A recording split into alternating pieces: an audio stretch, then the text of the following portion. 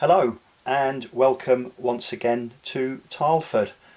Been a number of weeks since the last update, and like a lot of the country, rural Berkshire has been basking in some unseasonably warm weather. It's been pretty warm up here in the train room, but in spite of that I've still managed to get up here and do a reasonable amount of work and move the layout forward a bit in a few areas.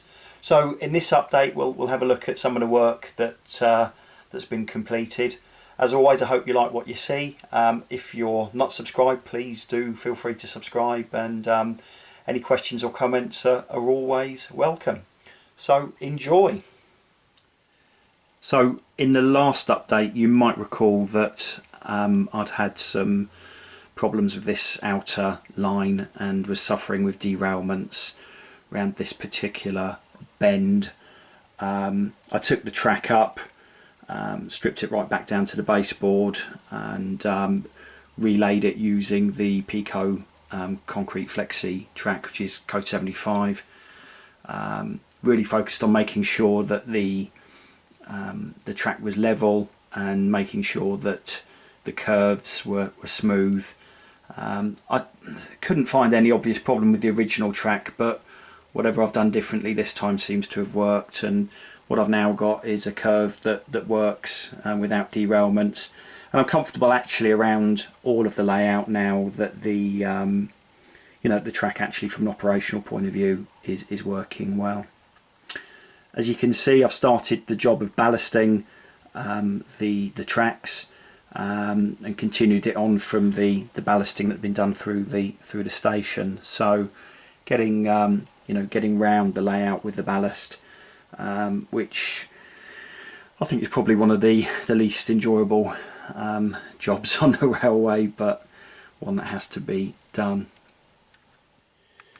Now the ballast I've used has been the Woodland Scenics, the fine ballast, and it's a mixture of, mainly the mixed grey, but then also I've put in some of the sort of fawn colour, and also some of the brown ballast as well. My technique for laying it really is, put it down using one of these spreaders, which works pretty well, making sure that with a paintbrush that I brush the ballast in to the spaces between the sleepers, and giving it a tap with the end of a screwdriver to just make sure that the ballast settles properly.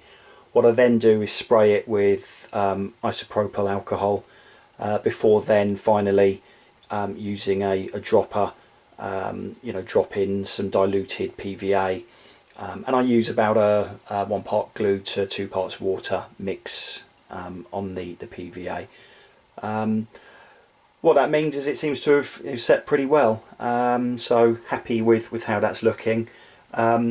This siding here, you can see I've varied the type of ballast that I've been using. There's more of the brown in here, so just a little bit different from the main lines, which are just, the idea is that the main lines are slightly newer ballast really. Clearly it's all going to need weathering, and I'll do that a bit later on once once I've got more of the ballast laid. The next thing I've been working on is the road bridge at the end of the station. Now, as you may recall from the last video, this is a KS laser bridge. Well, there's actually 2 bridges that I combined together to get the span of the correct span for the 4 lines. What I've done though is to add some other KS laser retained walling at the end here to build the bridge up, and I've also continued the road across the top of the bridge, as well as putting all of the capping stones in place. The bridge itself has been weathered up. I still need to weather the retaining wall at the side and at the end, and I've also started to put together a little scene, as you can see here, just to the side of the bridge with a worker's hut and a couple of bags of ballast and some scenic materials. So the road itself has also been put in place, and as with the road which goes along the rest of the high street. It's constructed from card, which I've then painted up with a variety of aerosol spray cans, including some textured paint as well to give it just a little bit of, well, obviously texture, and weathered it up as I go along. I have put some cardboard underneath the end part of the road here to support it, and it's actually, you know, fairly firm, and then capped it off just a couple of pieces of spare thin MDF that were left over.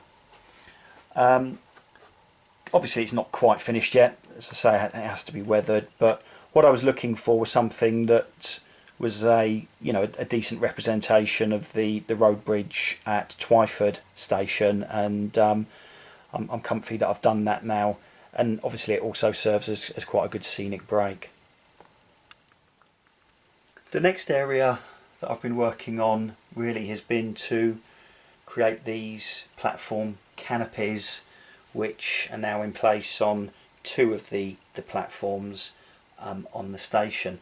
Now these are a Gauge Master kit, and I've probably put 3 or 4 of them together to create the canopies. So zoom in a little bit so you can see. Quite a nice little kit. Probably took me about a day or so to produce them. What I've tried to do is paint them up in a blue that matches the lampposts on the platforms, and then weathered them up on the roof. The weathering has been done with a selection of washes and weathering powders, obviously over a grey base. So I've tried to get some different tones into the roof, and moving the washes down from the apex, hopefully to represent, you know, the muck and the grime and stuff that would come down the roof, be washed down by rainwater. So in total we have one canopy this side of the station, as we can see a smaller one on the other end, and then on the centre platform we've got 4 canopies, and also a Gauge Master kind of platform waiting room as well. I have cut the roof to enable the overhead lines to come through, and I'm quite happy with actually how that has turned out. I think it looks pretty good. One of the other things I've been working on has been putting some more figures onto the platforms at the station. In the past I've always really used the Bachmann and I guess some of the Hornby figures that are available, but for Tileford I've just tried to mix it up a little bit, and have bought some figures from a company called Hardy's, and I'll post a link on the description to their website. Hardy's provide both painted and unpainted figures, and the nice thing is they've got a good selection of a very much kind of modern attire people. So, you know, if I just zoom in here, we've got a couple of guys.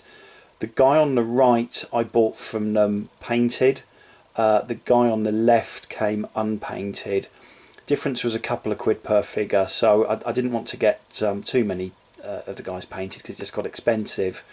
But they did a bulk pack of about 7 or 8 figures that are unpainted, and I've just taken time to paint them up. I don't think it's going to figure on the, you know, Grayson Perry's art show or anything like that, but what it does give is some variety to the usual sort of scene craft figures that you see. In fact, there we've got, I think, a Knock. The girl is from the Knock collection, and the mummies from the Hardys, and a couple more as well. So Actually, painting the figures I thought was going to be really difficult. It wasn't too bad at all, and Hardy's actually provide quite a good guide to painting up the figures. So I'm really happy with, just having more people on there that look a bit different, and I'll be buying more from Hardy's and adding even more figures to the platform. Now, those of you that have been following Tileford's redevelopment for a while will probably be aware that one of the things I wanted to do was to create a passenger footbridge, and this is how far I've got with putting that together. Now, this is based roughly on the sort of footbridge that exists at Tileford,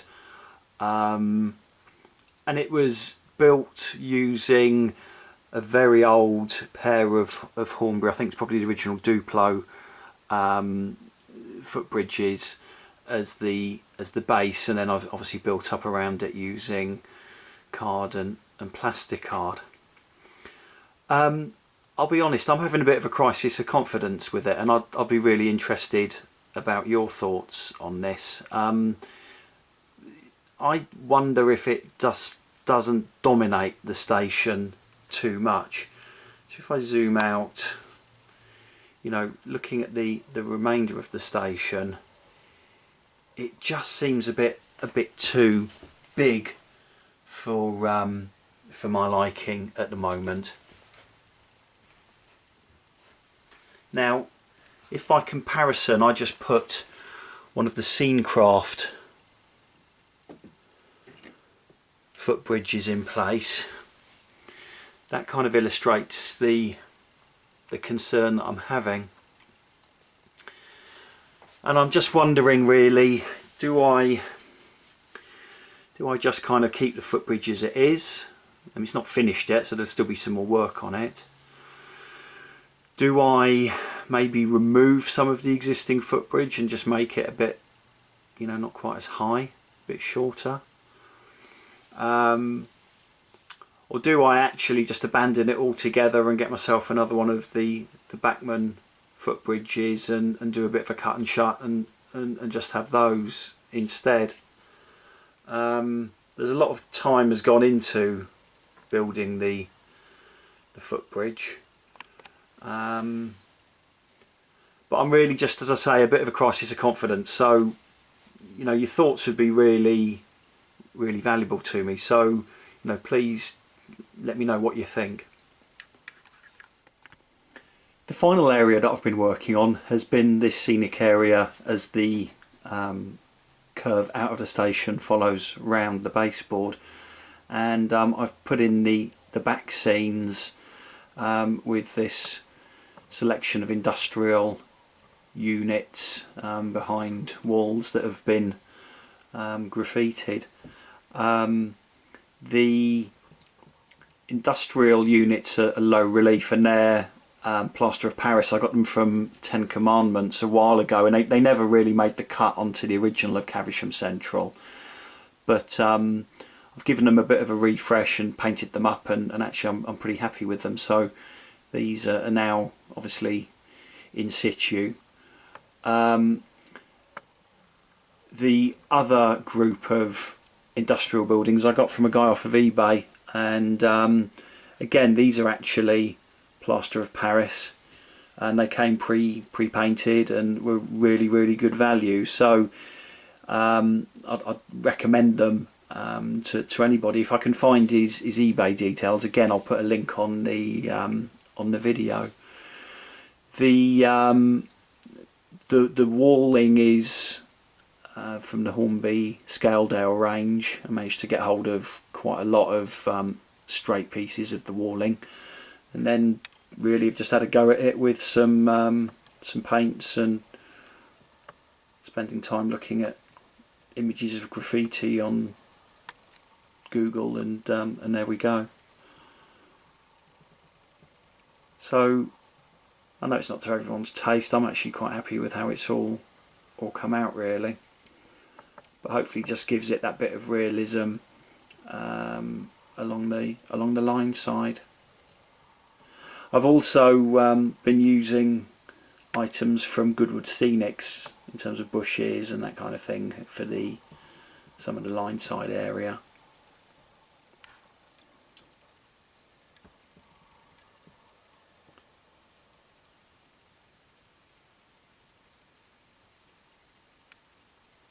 And this will continue further around the layout as I move round to more of a sort of a warehouse facility, an unloading point for lorries. On the other side of the tracks from the industrial buildings, I've been working on a sort of semi derelict siding, which is being used to basically store a load of locomotives and rolling stock that are destined for the scrapyard. Those of you that have followed Caversham Central in the past may recognise this 47, which was placed in situ there, and I've just added a couple of other bits to it. There's a Hornby, I think it's a Mark 1 coach. I also from Graffrail got hold of this other coach which has been graffitied up. I think that he's done a really great job on that.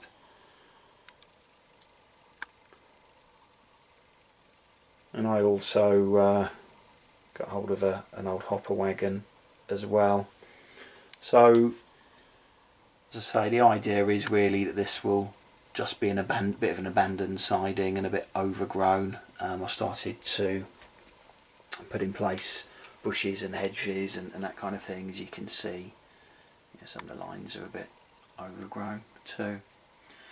And as I zoom out, I mean, essentially this then brings me back towards the town and the station. This area here, you can see I've started to put in place the line side fencing. I'm going to use this for an allotment, so it's something again I've done actually on both incarnations of Caversham Central, is to have an allotment, and that's something that I'll be replicating here, and that will sort of tie into the the end of the layout there. So I hope you like the progress that's coming on from a scenic point of view. I've also been adding just a few bits and pieces of scenic detailing as I go along. So you can see you've got the line side cabinets in place there. A bit further down the line there's another one there. I've put those into platforms that have been provided by Scale Model Scenery, and also have used Scale Model Scenery's kind of tubular fencing, really line side fencing along the side of the track there. In addition to that, also from Scale Model Scenery, I've started to put in place some of the speed restriction signs also. So just really, little bits and pieces as we go along. So that's it from me for this update. As always, I hope you like what you've seen, and hopefully you agree with me that things are starting to move forward a bit. Your comments obviously always gratefully received, so thanks for those, and obviously any new subscriptions always good also. I will post another update as and when I've got something worthwhile showing, so I'm not sure how long that will be. In the meantime though, thanks for checking in, and let's finish off with a bit of a running session, which I hope you'll enjoy. Thanks again, all the best, cheers.